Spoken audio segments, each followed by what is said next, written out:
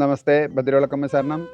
നമ്മൾക്ക് ഏത് രീതിയിൽ പ്രാർത്ഥിച്ചാലാണ് ദൈവാനുഗ്രഹം ഇരട്ടിയാകുന്നത്, അല്ലെ വർദ്ധിച്ച് ലഭിക്കുന്നത്, കൂടുതലായി ലഭിക്കുന്നത് എന്നുള്ളതാണ് നാം ഇന്ന് ചിന്തിക്കുന്ന വിഷയം. ദൈവാധീനം കൂടുതലായിട്ട് വർദ്ധിക്കാനായിട്ട് നമ്മൾ ചെയ്യേണ്ടത് പൂർണ്ണ പുഷ്പാഞ്ജലി മന്ത്രമാണ് നിത്യം ചൊല്ലേണ്ടത്.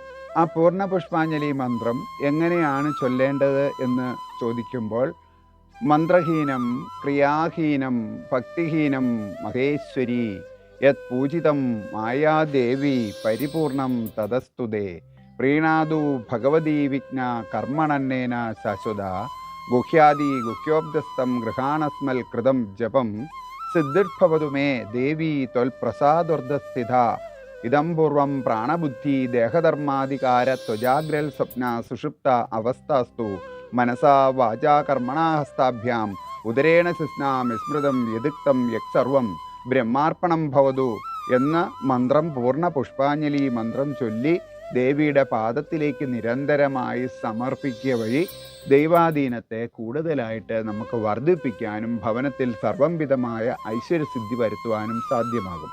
എന്നാൽ ഈ പൂർണ്ണ പുഷ്പാഞ്ജലി മന്ത്രം നിങ്ങൾക്ക് അറിയത്തില്ലെങ്കിൽ, നമുക്ക് ചൊല്ലാൻ അറിയാത്ത ആൾക്കാർക്ക് നമുക്ക് ചൊല്ലാൻ പറ്റുന്ന മന്ത്രമാണ് എന്താണ്?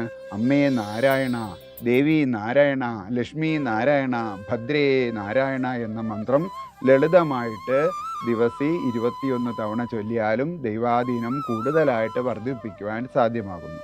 ഓം ഭദ്രവിളക്കമ്മേ ശരണം.